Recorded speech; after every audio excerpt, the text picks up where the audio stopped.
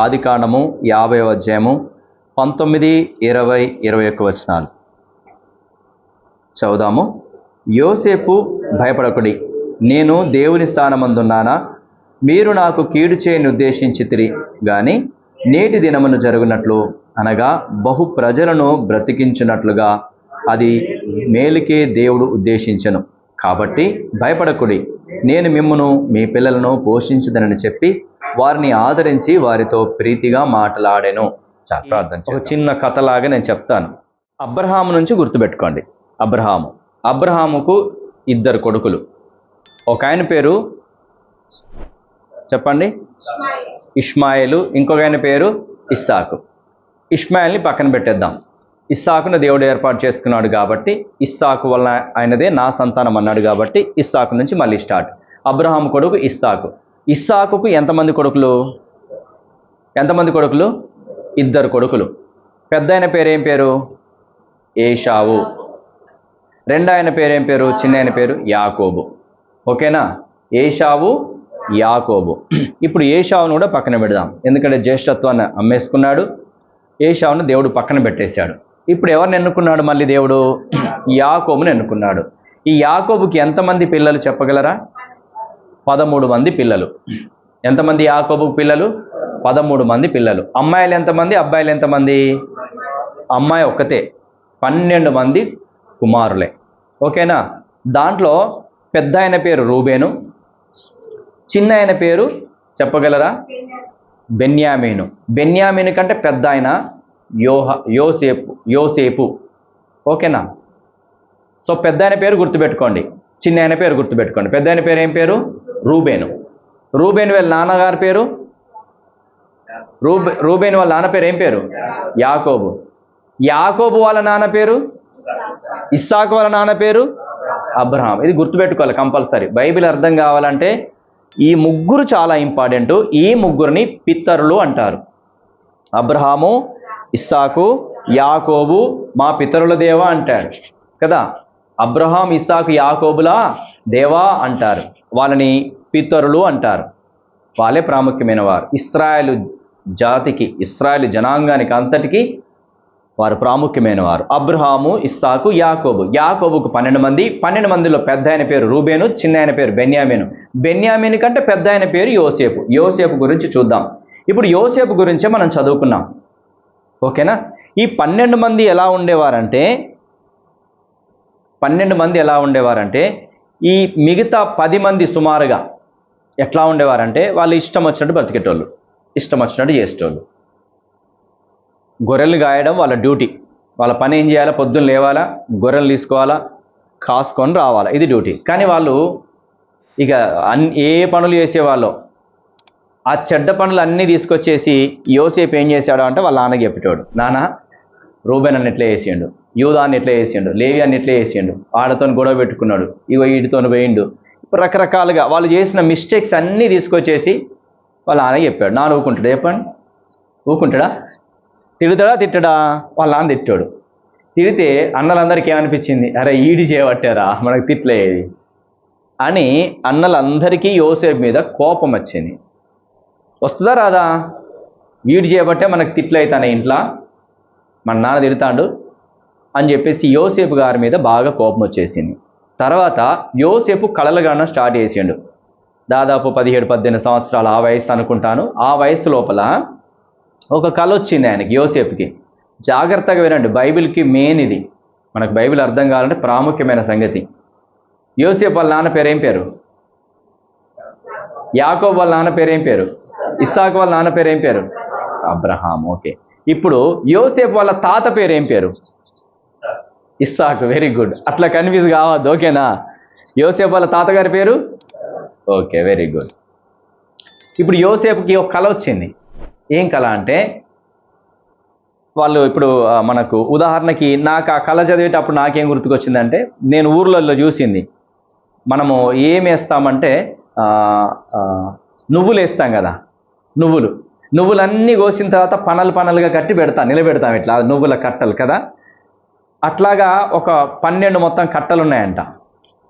ఆ కట్టలన్నీ నిలబడితే, ఆ 11 కట్టలు నిలబడితే ఆ ఒక్క కట్టకు వచ్చి ఆ 12 కట్టలు సాగిల పడతానే అంట కళల.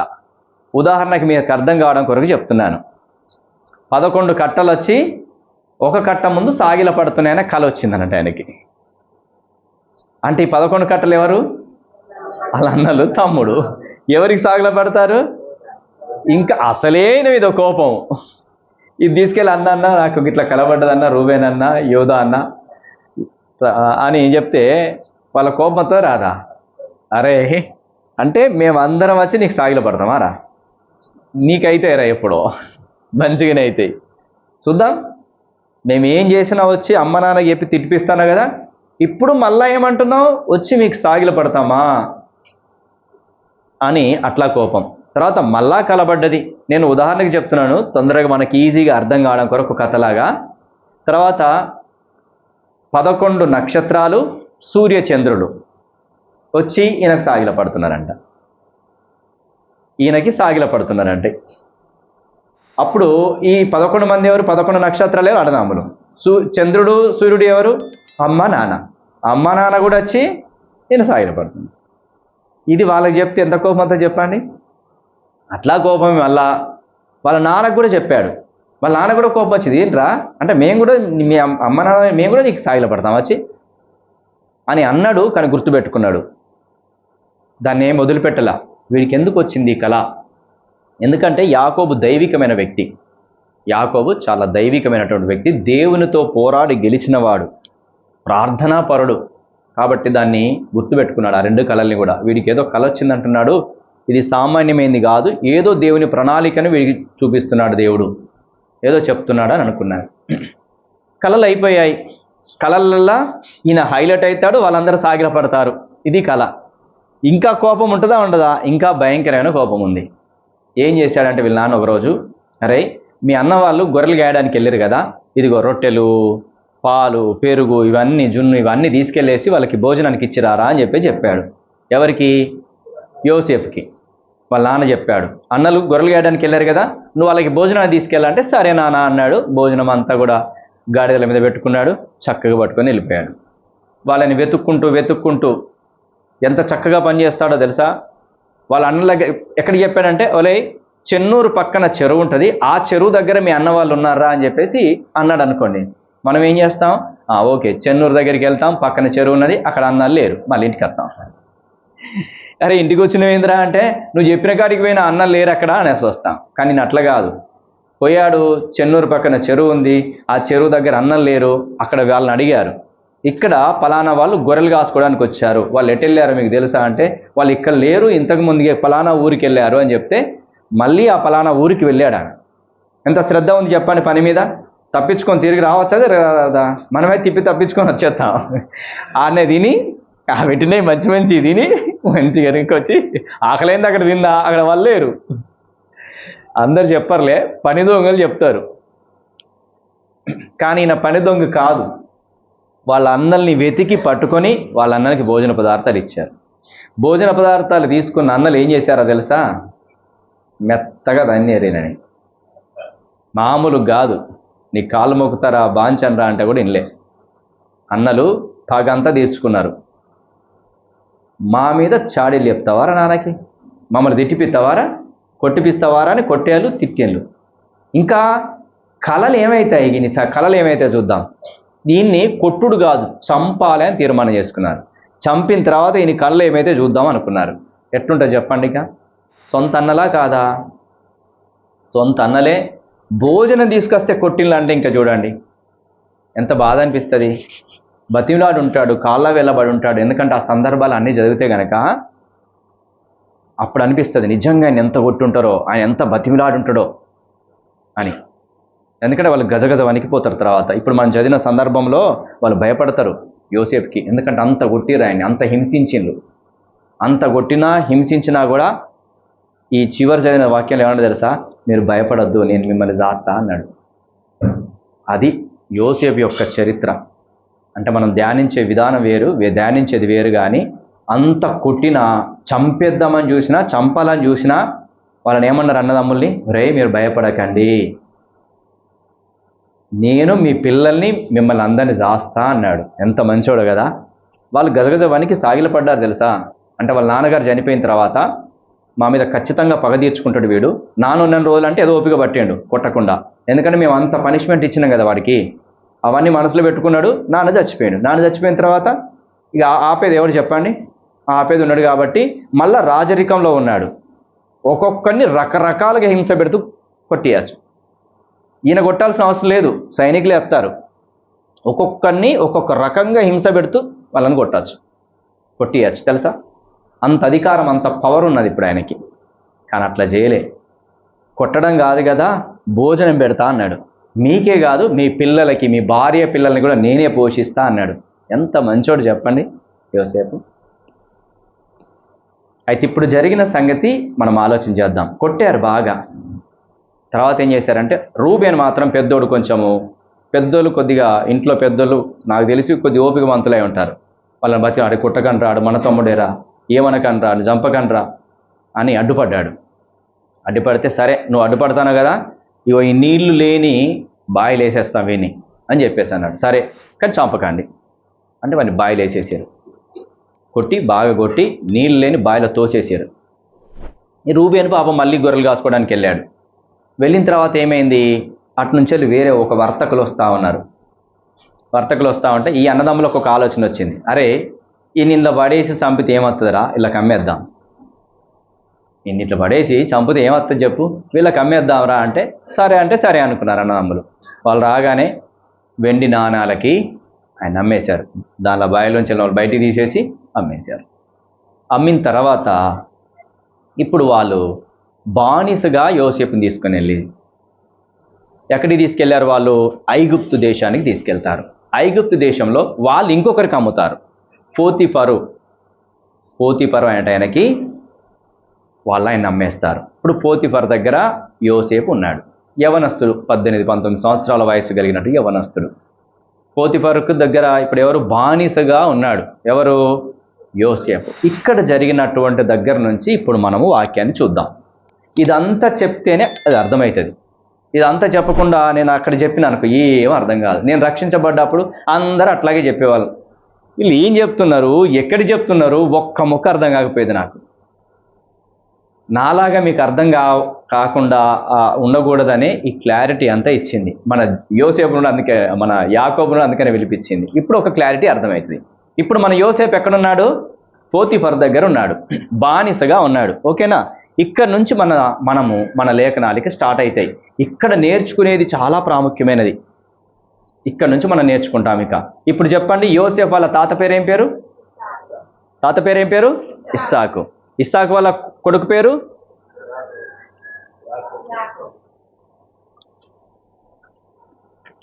Okay, very good. యాకోబుకి ఎంతమంది పిల్లలు? 13 మంది పిల్లలు 13 మంది, అబ్బాయిలు 12 మంది, అమ్మాయిలు 1 అమ్మాయి. రైట్. ఇప్పుడు యోసేపు ఎక్కడున్నాడు? పోతీఫర్ దగ్గర ఉన్నాడు. పోతీఫర్ దగ్గర ఉన్న తర్వాత ఏం జరిగింది అన్నది మనం చూస్తాము. చాలా జాగ్రత్తగా వినండి. ఆయన జీవితాన్ని మనకు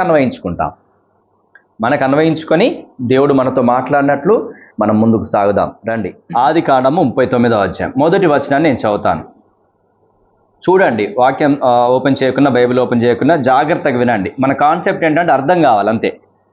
బైబిల్ చూడకున్నా కూడా అర్థమవుతుంది. కాకపోతే ముందు పెట్టుకుని బైబిల్ నేను చెప్పేది జాగ్రత్తగా వినడానికి ప్రయత్నం చేయండి, అర్థం చేసుకోవడానికి ప్రయత్నం చేయండి. 39వ అధ్యాయము 1వ వచనం.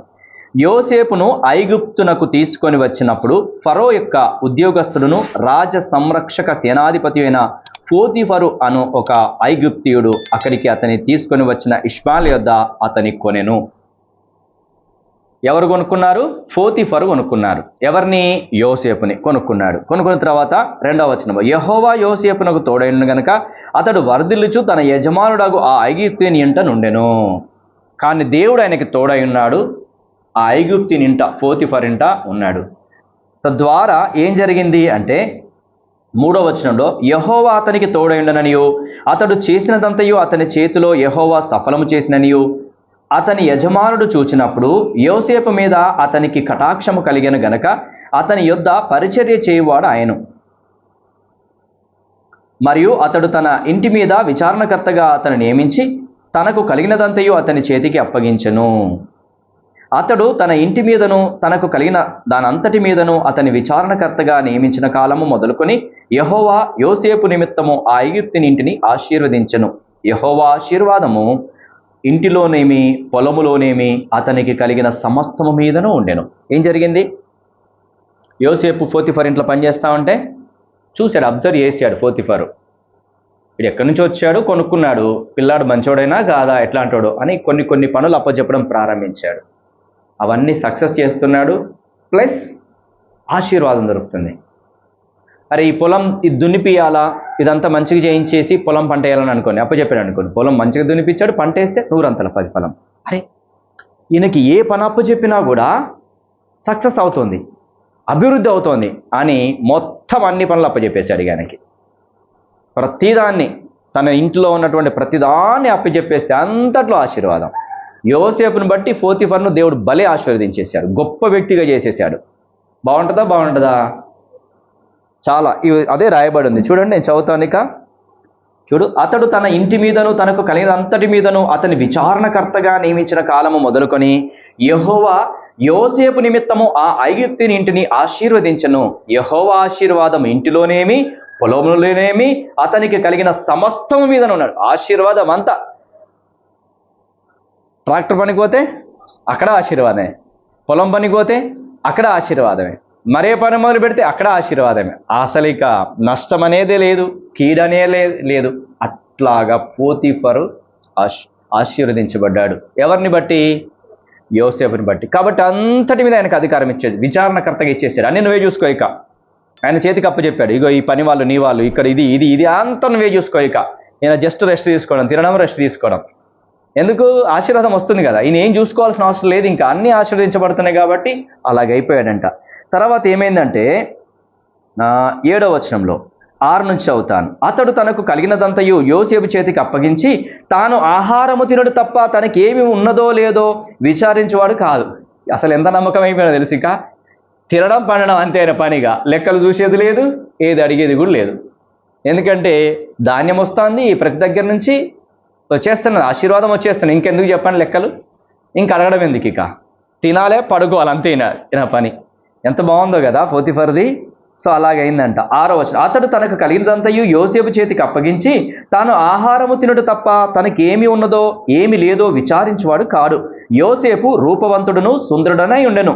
అటు తర్వాత అతని యజమానుని భార్య యోసేపు మీద కన్నువేసి తనతో శయనించమని చెప్పాను. అయితే అతడు ఒప్పక, నా యజమానుడు తనకు కలిగినదంతయు నా చేతికి అప్పగించను కదా, నా వశమున తన ఇంటిలో ఏమి ఉన్నదో అతడు ఎరగడు. ఈ ఇంటిలో నాకంటే పైవాడు ఎవడునూ లేడు. నీవు అతని భార్యవైనందున నిన్ను తప్ప మరి దేనిని నాకు అప్పగింపగా ఉండలేదు. కాబట్టి నేనెట్లు ఇంత ఘోరమైన దుష్కార్యము చేసి దేవునికి విరోధముగా పాపము కట్టుకొందునని తన యజమానుని భార్యతో అనెను. దినదినము ఆమె యోసేపుతో మాట్లాడుచుండెను గాని అతడు ఆమెతో క్షీణించుటకైనను ఆమెతో నునుటకైనను ఆమె మాట విన్నవాడు కాడు. అట్లుండగా ఒకనాడు అతడు తన పని మీద ఇంటి లోపలికి వెళ్ళినప్పుడు ఇంటి మనుషుల్లో ఎవరునూ అక్కడ లేరు. అప్పుడు ఆమె అతని వస్త్రము పట్టుకొని తనతో షేరించమని చెప్పగా అతడు తన వస్త్రమును ఆమె చేతిలో విడిచిపెట్టి తప్పించుకొని బయటికి పారిపోయాను. అతడు తన వస్త్రము ఆమె చేతిలో విడిచి తప్పించుకొని పోవుట ఆమె చూచినప్పుడు తన ఇంటి మనుషులను పిలిచి, చూడుడి, అతడు మనల్ని ఎగతాళి చేయుటకు ఒక హెబ్రీని మన యొద్దకు తెచ్చి ఉన్నాడు. నాతో క్షీణింపోవాలని వీడు నా యొద్దకు రాగా నేను పెద్ద కేక వేసి తిని, నేను బిగ్గరగా కేక వేయట వాడు విని నా దగ్గర తన వస్త్రమును విడిచిపెట్టి తప్పించుకొని బయటికి పారిపోయినని వారితో చెప్పి, అతని యజమానుడు ఇంటికి వచ్చే వరకు అతని వస్త్రము తన దగ్గర ఉంచుకొనెను. అప్పుడు ఆమె తన భర్తతో ఈ మాటలు చొప్పున చెప్పెను, నీవు మన యొద్దకు తెచ్చిన ఆ హెబ్రీ దాసుడు నన్ను ఎగతాళి చేయుటకు నా యొద్దకు వచ్చెను. నేను బిగ్గరగా కేక వేసినప్పుడు వాడు తన వస్త్రము నా దగ్గర విడిచిపెట్టి తప్పించుకొని బయటికి పారిపోయెను. కాబట్టి అతని యజమానుడు ఇట్లు నీ దాసుడు నన్ను చేసినని తన భార్య తనతో చెప్పిన మాటలు విన్నప్పుడు కోపముతో మండిపడి అతని పట్టుకొని రాజు ఖైదీలు బంధింపబడు చెరసాలలో వేయించెను. అతడక్కడ చెరసాలలో ఉండెను. చూసారా, తప్పేమైనా చేశాడా, పాపమేనా చేశాడా? కానీ ఏం జరిగింది? జైలుకి అప్పచెప్పబడ్డాడు కదా, అవునా కదా? పాపము చేయకున్నా, తప్పిదము చేయకున్నా జైల్లో పడ్డాడా లేదా? ఇది రెండవది. మొదటిది, ఏ తప్పు చేయకున్నా, ఏ పాపము చేయకున్నా అన్నదమ్ముల చేత ద్వేషించబడ్డాడు, కొట్టబడ్డాడు, అమ్మివేయబడ్డాడు. అవునా? సొంత అన్నదమ్ములు కొట్టారు, ద్వేషించినారు, అమ్మేసినారు. ఇప్పుడు పోతిఫర్ దగ్గర నమ్మకంగా పనిచేశాడు. ఏ విచారణ చేయకుండానే భార్య చెప్పిన మాటకి విని జైలుకు పట్టించేశాడు, జైలు వేసేసాడు. అవునా? రెండవ పనిష్మెంట్ వచ్చింది. ఇప్పుడు చెప్పండి, ఆ స్థితిలో మనం కనుక ఉంటే ఏమంటాము? బాధపడమా? నా అన్నను తిట్టలేదు, తమ్ముడిని తిట్టలేదు, ఎవరిని నేను ఏమనలేదు, కానీ నన్ను ఎందుకు అమ్మేశారు అని బాధపడతాం. సరే, అమ్మేశారు, పోతిఫర్ దగ్గరైనా మంచిగా ఉంటున్నానంటే చేయరాని నింద నా మీద వేసి నన్ను జైలుకి పట్టించారు అని అంటారు. ఇప్పుడు అందరు ఏమనుకుంటారు చెప్పండి? ఆ క్యాండిడేట్ ఒకవేళ కనుక నువ్వే అనుకుందాం, మనమేగా అనుకుందాం. ఊరోళ్ళంతా ఏమనుకుంటారు? అన్నదమ్ములు ఊరికే కొడతారా? ఊరికే నమ్మేస్తారా? వీడు ఎట్లా అంటాడో. పోతిఫర్ ఊరికే జైలుకి పట్టిస్తాడా? వీడు ఎట్లా అంటాడు. అట్లాంటోడు గనకనే అన్నదమ్ములు కొట్టిండ్లు. ఇంకా అవునా కాదా? వీడు అలాంటి క్యారెక్టర్ కనుక ఉన్నాడు గనకనే అన్నదమ్ములు కొట్టి అమ్మేశారు. రెండవది, వీడు ఇట్లాంటి క్యాండిడేట్ గనకనే పోతిఫర్ కూడా జైలుకి పట్టించేశాడు అనుకుంటారా, అనుకోరా? సో ఇలాగా నిందలు భరించిన వాడుగా ఉన్నాడు యోసేపు. ఎన్ని సంవత్సరాలు ఉన్నాడు? ఇది చాలా ప్రాముఖ్యమైనది. ఇప్పుడు చూడండి, ఇది చాలా ప్రాముఖ్యమైన మాట. 41వ వచనం, 41వ అధ్యాయము 1వ వచనం చదవండి. 2 ఏళ్ళు గడిచిన తర్వాత చాలు. 2 years అంటే దాదాపుగా అతన్ని జైల్లో వేసిన సంవత్సరాలు ఇక్కడ రాయబడలేదు, తెలియదు అక్కడ. ఇప్పుడు 2 సంవత్సరాలు గడిచింది. 2 సంవత్సరాలు ఎక్కడున్నాడు చెప్పండి? జైల్లోనే ఉన్నాడు. ఇప్పుడు ఎలా ఉంటుంది చెప్పండి? మనకి ఎలా ఉంటుంది? మనకైనా ఎలా ఉంటుంది? నువ్వే అనుకోవాలి, మనమేనే యోసేపు అనుకోవాలి. అన్నదమ్ముల చేత ద్వేషించబడ్డాం, అక్క చెల్లెల చేత ద్వేషించబడమా? దేవుని కొరకు నిలబడితే ఖచ్చితంగా ద్వేషించబడతాము, ఖచ్చితంగా కొట్టబడతాము. కానీ దేవుని కొరకు నిలబడ నేర్చుకోవాలి. నిన్న పరీక్ష వచ్చి ఉంటుంది మీ అందరికీ, నాకు తెలిసి నిన్ననే ఒక పరీక్ష వచ్చి ఉంటుంది అందరికీ. ఏం పరీక్ష? రాఖీల పరీక్ష వచ్చి ఉంటుంది. దేవుని కొరకు నిలబడితే ఖచ్చితంగా అంటారు. నిన్న నేను రాత్రి మా ఇంటికి వెళ్ళాను. అక్కడ ఒక క్వశ్చన్ వేసాడు మా తమ్ముడు. మా చిన్నక్క మా ఇంటికి వచ్చింది. మా నాన్న దేవుని నమ్ముకోలేదు కాబట్టి రాఖీ కట్టడానికి వచ్చింది. మా తమ్ముడు ఏమని ప్రశ్న వేశాడంటే, నువ్వు క్రైస్తవురాలివేనా అని అడిగాడు. క్రైస్తవురాలినే అన్నది. మరి క్రైస్తవురాలివి అయినప్పుడు నువ్వు రాఖీ ఎట్లా కడతావు? సరే, రాఖీ కట్టడానికి వచ్చినావు. నువ్వు రాఖీ ఎప్పుడు కట్టాలో తెలుసా? మీ సేవకుడు రాఖీ కట్టుకుంటే నువ్వు కట్టు, అంతే. బాగుందా లేదా ప్రశ్న? మీ సేవకుడు రాఖీ కట్టుకున్నాడా? అయితే నువ్వు కూడా కట్టు మీ అన్నకి. దానిలో నేను అభ్యంతరం చెప్పా. ఒకవేళ కనుక ఇంకొక ప్రశ్న కూడా వేశాడు. ఇది నాకు ఇంకా భలే అనిపించింది. ఈ ప్రశ్నకే సూపర్ అనిపించిపోయి మా అమ్మ నాతో చెప్తా ఉన్నవి వాడి దగ్గరికి పోయి, అరే ఏం ప్రశ్న వేసావురా అని అడిగాను. ఏం ప్రశ్న వేసినావురా చిన్నక్కని అంటే, మీ సేవకుడు రాఖీ కట్టుకున్నాడా? కట్టుకుంటే కనుక నువ్వు కట్టొచ్చు అని అన్నాను. అని అన్న తర్వాత ఇంకొక ప్రశ్న కూడా వేశానని చెప్పాడు. అది ఇంకా బాగుంది. ఏమన్నాడో తెలుసా? అదేమన్నంటే, ఒకవేళ కనుక మీ సేవకుడు రాఖీ కట్టుకుంటే నువ్వు ఆ చర్చికి వెళ్ళకు అన్నాను.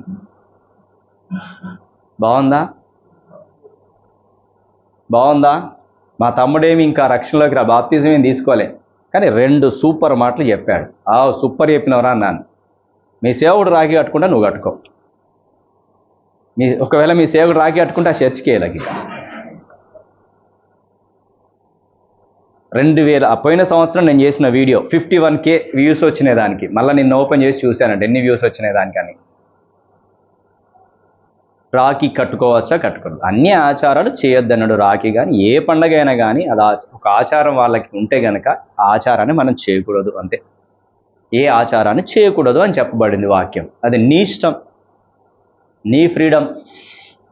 ఆలోచన చేయి. పరిశుద్ధాత్మ దేవుడు నీకు ఫ్రీడమ్ ఇస్తాడా? లేఖనం నీకు అలా చెప్తుందా? అయితే చెయ్యి, లేకుంటే లేదు. 2 ప్రశ్నలు బాగున్నాయా లేదా? మరి ఇప్పుడు మనం అట్లాగా ఖచ్చితంగా ఉంటే ద్వేషించబడతామా ద్వేషించబడమా? అన్నదమ్ముల చేత, అక్కచెల్లెళ్ళ చేత, తోబుట్టుల చేత, బంధువుల చేత ద్వేషించబడతాం. యోసేపు ఎలా ద్వేషించబడ్డాడో ద్వేషించబడతాం. క్రీస్తుని అంగీకరించినప్పుడు, క్రీస్తు కొరకు నిలబడ్డప్పుడు ఖచ్చితంగా ద్వేషం అనేది వస్తుంది. ఫస్ట్ది. రెండోది ఏం చేయబడుతుంది? నిందలు, అవమానాలు భరించాల్సి వస్తుంది. ఈయనేమైనా పాపం చేశాడా? లేదు. కానీ నిందబడిందా లేదా? భయంకరమైనటువంటి నింద వేసి జైలుకి అప్పచెప్పారు. నింద భరించాడు, నిందలు వచ్చాయి. దాని తర్వాత మూడోది పనిష్మెంట్ కూడాను. జైల్లో ఉండడం అంటే మామూలేనా కదా? పనిష్మెంటా కాదా? అన్నీ ఉన్నప్పటికీ జైల్లో దేవుడు, ఆయన దయగల కనికరంగల దేవుడు కనుక ఆయనకు అన్ని అనుకూలపరిచినాడు. జైలు అధికారికి కూడా ఆయన పైన దయగలిగేటట్టు చేసినాడు. కానీ ఏం చేయాలి? పొద్దున్న లేవాలి, ఆ జైలుకు ఉండేది, తినేది అక్కడైనా ఉండేది. బయట వాళ్ళతో ఉంటుంది ఏమైనా? ఏముండదు. అంటే పనిష్మెంటా కాదా? పనిష్మెంట్స్ కూడా వస్తాయి. మూడంతల కార్యాన్ని మనం చూస్తున్నాం. ఒకటి, అన్నదమ్ముల చేత ద్వేషించబడి, కొట్టబడి, అమ్మువేయబడ్డాడు. సొంత వారే అట్లా చేస్తారు, మనల్ని కూడా మనకు నష్టం చేస్తారు, కీడు చేస్తారు, అవమానాలు పాలు చేస్తారు. అవునా? తర్వాత రెండవది నిందలు పడతాయి. నిందలు కూడా భరించాల్సి వస్తుంది. మూడవది జైల్లో ఉండాల్సి వస్తుంది. ఎన్ని సంవత్సరాలు అన్నాడు? ఇక్కడైతే 2 సంవత్సరాల వరకు అక్కడే ఉన్నట్టుగా రాయబడింది. 2 years, 2 సంవత్సరాలు. ఈ 2 సంవత్సరాల కాలమే చాలా ప్రాముఖ్యమైంది. ఇప్పుడు మనం అనుకుంటాం ఏమంటే, ప్రభువా నెల రోజులు అవుతుంది, నా కన్నీరు ఆగట్లేదు, నా దుఃఖం ఆగట్లేదు, ఇంకా ఎన్ని రోజులు? ఒక్కరోజే తట్టుకోలేం. కొన్ని సందర్భాలలో బాధని, దుఃఖాన్ని ఒక్కరోజు కూడా తట్టుకోలేం. కొన్ని గంటలు కూడా భరించలేం. ప్రభువా తీసేవే బాధని, ఈ దుఃఖం నేను తట్టుకోలేంతగా ఉంది, ఈ అవమానం నేను తట్టుకోలేంతగా ఉంది. నిజంగా అట్లాగంటాం. ఇంకా కొంతమంది ఏమంటారంటే, ఒక దైవజనుడు ఏమంటాడంటే, నా కన్నీరు చేత, నా కన్నీటి చేత నా పాన్పు తేలుతున్నది అంటాడు. అంటే ఎంత బాధ ఉంటే అన్ని కన్నీళ్ళు రావాలి? దాని ఉద్దేశం ఏంటంటే, నాకంత బాధ ఉంది, కన్నీళ్లు ప్రవహించేటట్టుగా, ఏరులై ప్రవహించేంత బాధతో ఉన్నాడని అర్థం. నాకైతే నా శరీరంలోని అణువణువు బాధతో నింపబడింది అని అనిపించింది. శరీరంలో ఉన్నటువంటి ప్రతి అణువు ఏడుస్తోంది ప్రభువా. నా శరీరంలో ఉన్న చర్మంలో ఉన్న ప్రతి అణువు, నా అవయవంలో ఉన్న ప్రతి అణువు బాధతోని, దుఃఖంతో ఏడుస్తుంది ప్రభువా. ఇట్లాంటి బాధల గుండా నిజంగా చాలామంది వెళ్తారు. అయితే ఎన్ని రోజులు అది? 1 రోజా, 2 రోజులా, 3 రోజులా, 4 రోజులా? ఎన్ని రోజులు ఆ బాధను భరించాలి మనము? ఎన్ని రోజులు ఏడవాలి? ఎన్ని రోజులు దుఃఖపడాలి?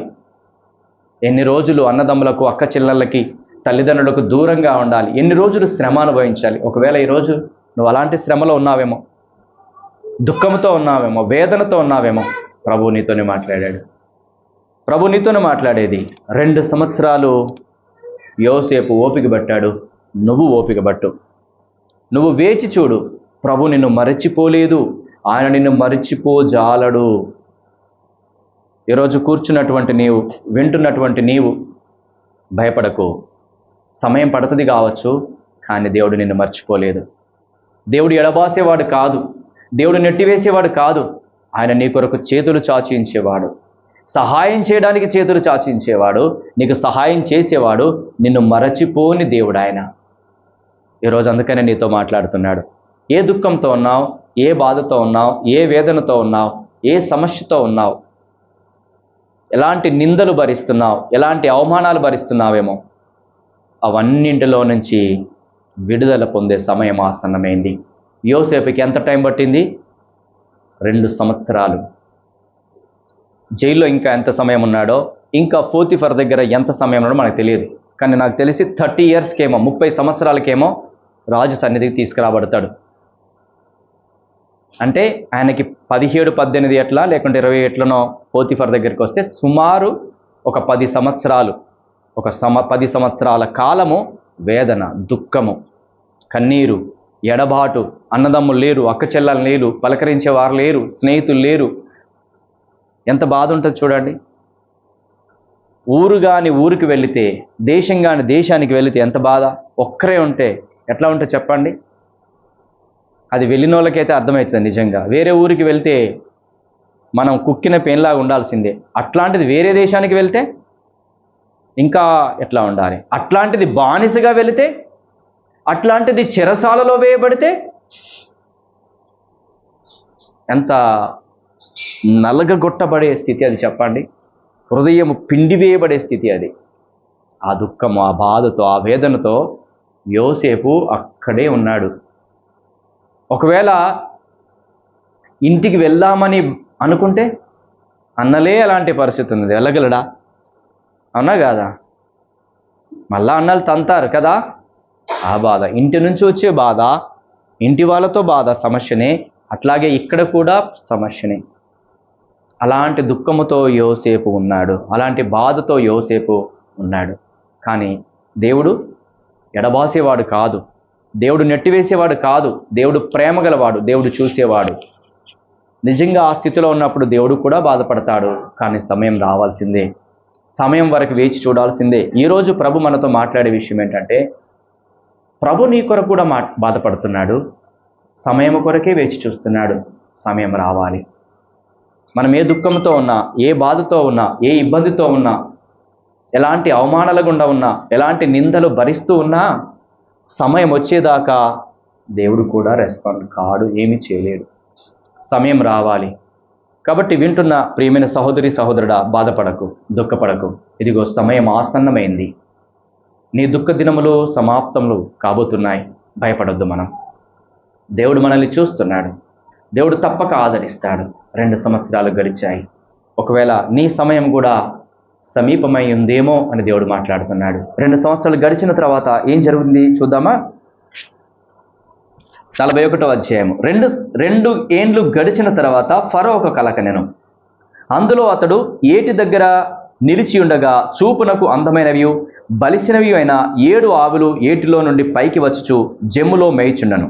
వాటి తర్వాత చూపునకు వికారమై చిక్కిపోయిన మరి 7 ఆవులు ఏటిలో నుండి పైకి వచ్చుచు ఏటి ఒడ్డున ఆ ఆవుల దగ్గర నిలుచుండెను. అప్పుడు చూపునకు వికారమై చిక్కిపోయిన ఆ ఆవులు చూపునకు అందమైనై బలిసిన ఆవులను తినివేయుచుండెను. అంతలో ఫరో మేలుకొనెను. అంతటా అతడు నిద్రించి 2వసారి కలకనను. అందులో మంచి పుష్టిగల 7 వెన్నులు ఒక్కదంటున పుట్టుచుండెను. మరియు తూర్పు గాలి చేత చెడిపోయిన 7 పీల వెన్నులు వాటి తర్వాత మొలిచెను. అప్పుడు నిండైన పుష్టిగల ఆ 7 వెన్నులను ఆ పీల వెన్నులు మిరింగివేసెను. అంతలో ఫరో మేలుకొని అది కల అని గ్రహించెను. ఫరో అంటే రాజు, ఈ ఐగుప్తు దేశానికి రాజు కలగన్నాడు. ఒక ఏటి ఒడ్డున, అంటే మనకు అర్థం కావడం కొరకు, చెరువు ఒడ్డున మంచి బలిచిన ఎడ్లు 7 ఎడ్లు ఉన్నాయంట. పుష్టి కలిగినటువంటి మంచి ఎడ్లు. కొద్దిసేపటికి ఏమైందంటే ఆ ఏటిలో నుంచి, అంటే ఆ చెరువులో నుంచి ఒక 7 ఎడ్లు, బక్కగా ఉన్నటువంటి 7 ఎడ్లు వచ్చాయి. ఆ 7 ఎడ్లు వచ్చి ఈ 7 ఎడ్లను మింగేశాయి. మింగేసిన తర్వాత కడుపులో పడ్డ తర్వాత కొంచెం లావైతే కనబడుతుంది, అది కూడా లేదు, అట్లాగే బక్కగా ఉన్నాయంట. అది కళ. మళ్ళా ఇదేంటి, లేచాడు, లేచి చూస్తే కళ అని మళ్ళీ పడుకున్నాడు. మళ్ళీ కొద్దిసేపు ఏంటంటే మళ్ళీ ఇంకొక కళ పడుతోంది. ఆ కళ ఏంటిది? ఉదాహరణకి మన దగ్గర మొక్కజొన్న కంకులు ఉంటాయిగా, మనకు అర్థం కావడం కొరకు చెప్తున్నాను. మొక్కజొన్న కంకి చెట్టు మొలిసింది. మంచి కంకులు 7 కంకులు వచ్చేసేదానికి, పుష్టిగా మంచిగా ఉన్నాయి కంకులు. కొద్దిసేపటికి ఇంకొక 7 కంకులు దానికి మొలిచాయి. చెడిపోయిన 7 కంకులు ఆ మంచి పుష్టిగల కంకులు మింగేశాయి. ఇది కళ. ఇప్పుడు ఈ భావం కావాలా? అసలు ఇదేంటి? ఆ ఎడ్లేంటి, ఈ కంకులేంటి, ఇదేంటి అనే భావం చెప్పేవాళ్ళు ఎవరైనా ఉన్నారా అని దేశమంతా చాటింపేస్తే ఎవరు కూడా లేరు. కానీ దీనికంటే ముందు ఒక చిన్న స్టోరీ జరిగింది, ఒక కథ జరుగుతుంది. అదేం జరుగుతుందంటే, యోసేపు ఆ జైల్లో ఉన్నప్పుడు యోసేపు జైలుకే ఒక 2 వ్యక్తులు వస్తారు. ఒక అతను రాజుగారికి భోజనం సిద్ధం చేసేవాడు. అప్పాలు, గారెలు ఉంటాయి కదా, అవన్నీ పిండి పదార్థాలు చేసి భోజనం చేసేవాడు అతను ఒకడు. ఇంకొకైనా పానదాయకులు, అంటే ద్రాక్ష రసం అందించేవాడు. వాళ్ళిద్దరు ఏదో మిస్టేక్ చేస్తే జైల్లో వేస్తారు. ఆ ఇద్దరు కూడా వాళ్ళు కలగంటారు. ఆ కళల యొక్క భావాన్ని మన యోసేపు చెప్తాడు.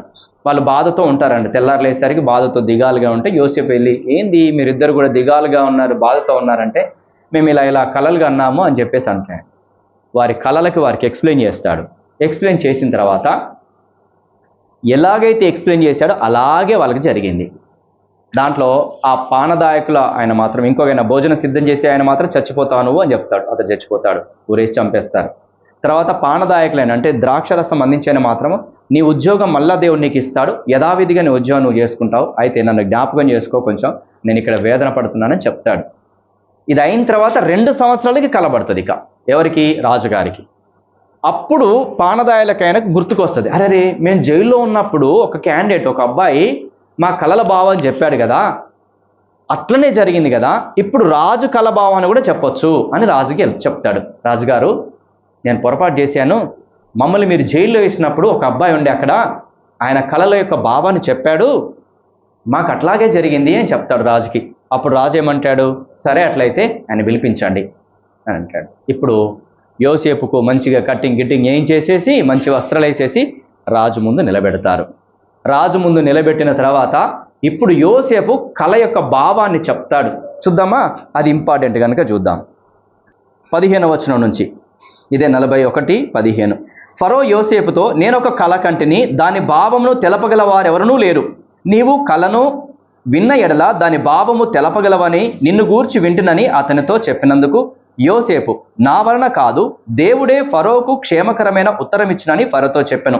అందుకు ఫరో, నా కళ్ళలో నేను ఏటి ఒడ్డున నిలుచుంటిని, బలిసినవియు చూపున కందమైనవి అయిన 7 ఆవులు ఏటిలో నుండి పైకి వచ్చి జమ్ములో మేయిచుండెను, మరియు నీరసమైన బహువికార రూపము కలిగి చిక్కిపోయిన మరి 7 ఆవులు వాటి తర్వాత పైకి వచ్చెను.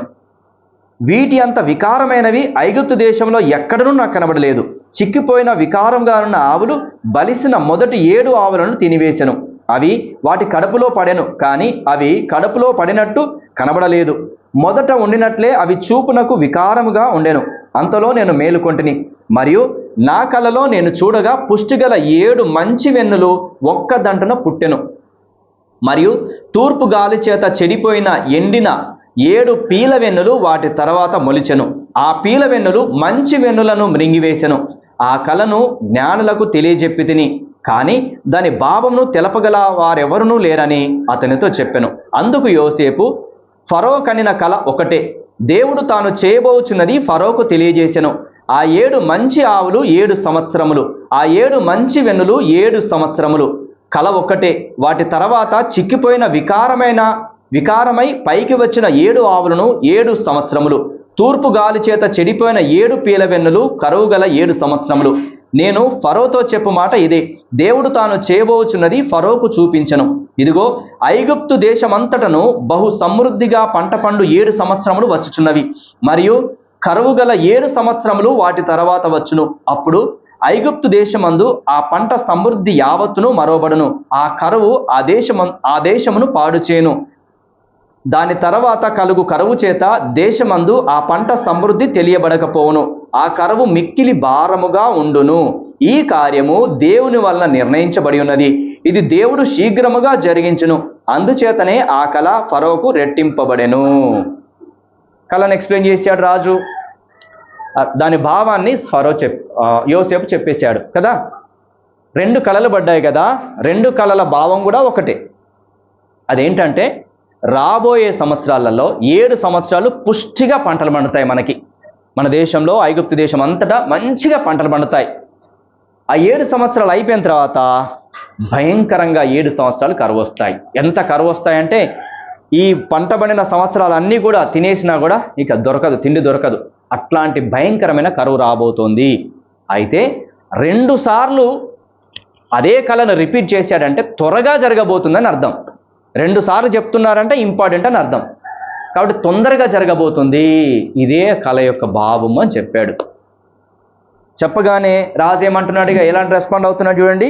ఆ మాట ఫరో దృష్టికి అతని సమస్త సేవకుల దృష్టికి యుక్తమై ఉండను గనక అతడు తన సేవకులను చూచి, ఇతని వలె దేవుని ఆత్మగల మనుషుని మనము కనుగొనగలమా అని అనను.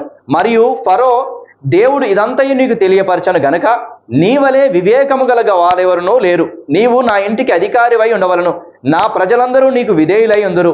సింహాసనం విషయంలో మాత్రమే నేను నీకంటే పైవాడుగా ఉండేదనని యోసేపుతో చెప్పెను. మరియు ఫరో, చూడుము, ఐగుప్తు దేశమంతటి మీద నిన్ను నియమించి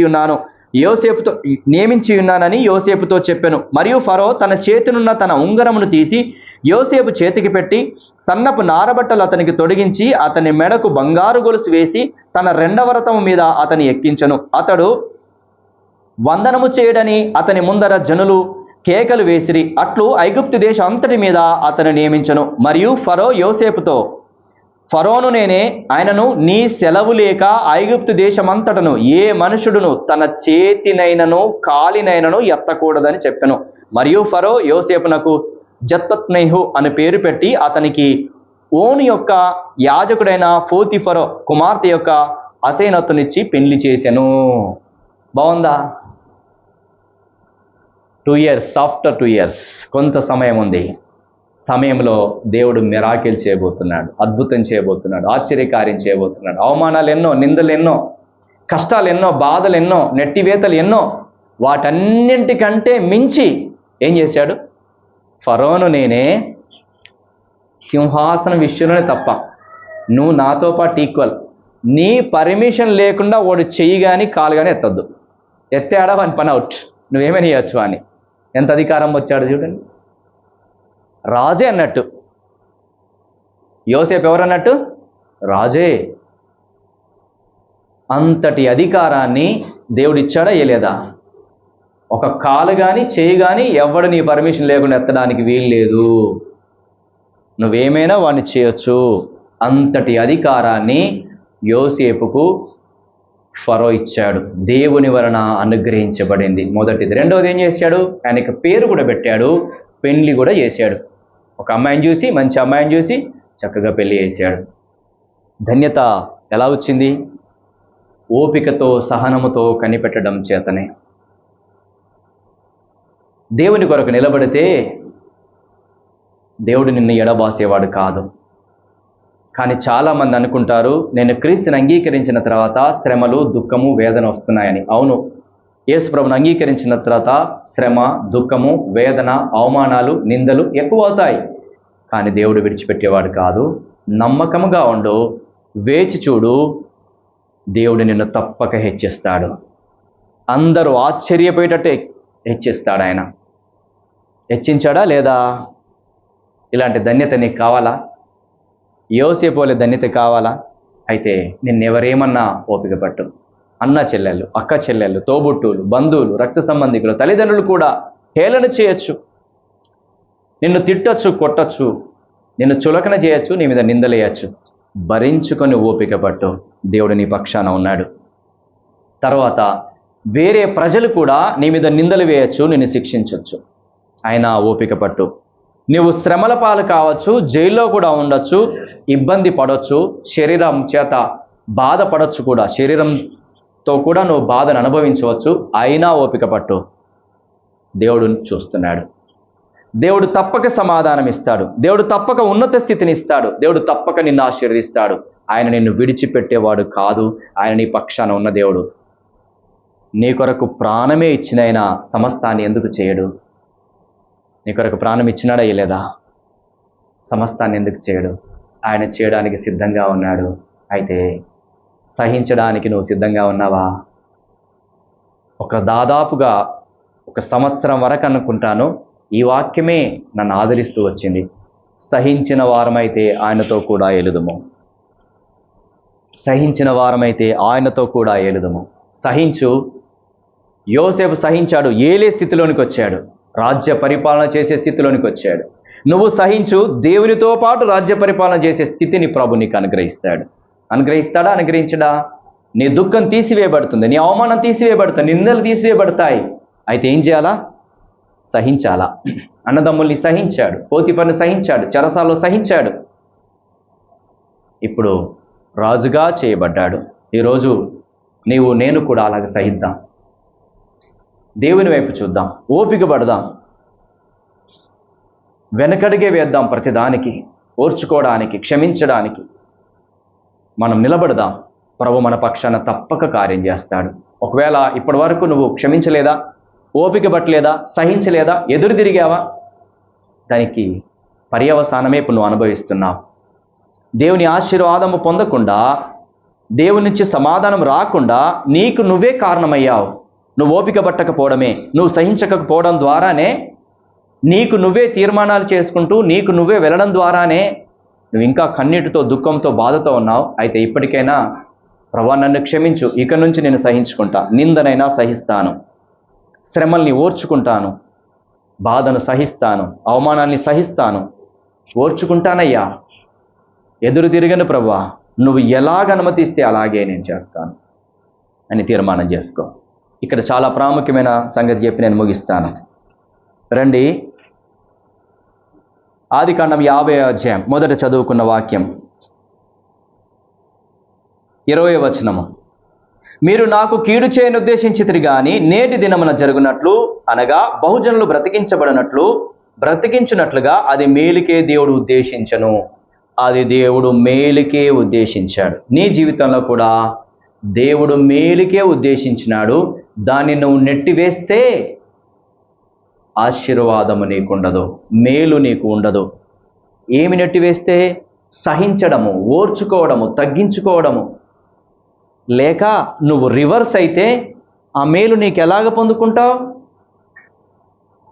మేలు పొందుకోవు. ఈ శిక్షా విధి లేదంటే ఈ పరిస్థితుల గుండా నువ్వు వెళ్ళేది, కన్నీటి గుండా, దుఃఖము గుండా, వేదన గుండా, అవమానము గుండా, నిందల గుండా వెళ్ళేది ఎందుకని? మేలుకే ఉద్దేశించి ఉన్నాడు. నీ మేలుకే దేవుడు ఉద్దేశించున్నాడు. కనుక ఏం చేయాలా? ఓపిక బట్టి సహించాలి అని దేవుడు నేర్పిస్తున్నాడు. ఓపిక పడదామా? సహిద్దామా? ఎన్ని రోజులు? యోసేపుకు కొంతకాలం, మనకెంతకాలమో తెలియదు. అప్పటి వరకు వేచి చూద్దాం. యోసేపును దర్శించి ఉన్నత స్థితిలో ఉంచిన దేవుడు మనల్ని దర్శించి ఉన్నత స్థితిలో ఉంచుతాను అని మాట్లాడుతున్నాడు. యోసేపు వల్లే నిన్ను ప్రేమిస్తున్నాను అని మాట్లాడుతున్నాడు. నీ కొరకు నా ప్రాణం ఇచ్చాను గనక నిన్ను తప్పకుండా దర్శిస్తాను అని మాట్లాడుతున్నాడు. అయితే ఓపిక పడదామా? సహించుకుందామా? ప్రభు వైపు చూద్దామా? ఒకవేళ ఇంతకుముందు అలా లేము కాబట్టి క్షమాపణ అడుగుదాం. ప్రభువా, ఇంతకుముందు లేను, ఓపిక పట్టలేదయ్యా, ఎదురు తిరిగాను, దుర్భాషలాడాను, నా కోపాన్నంతా చూపించాను, సహించలేదు, అయితే నన్ను క్షమించు అని అడుగుదామా? ఓపిక పడదామా? ప్రార్థన చేసుకుందాం.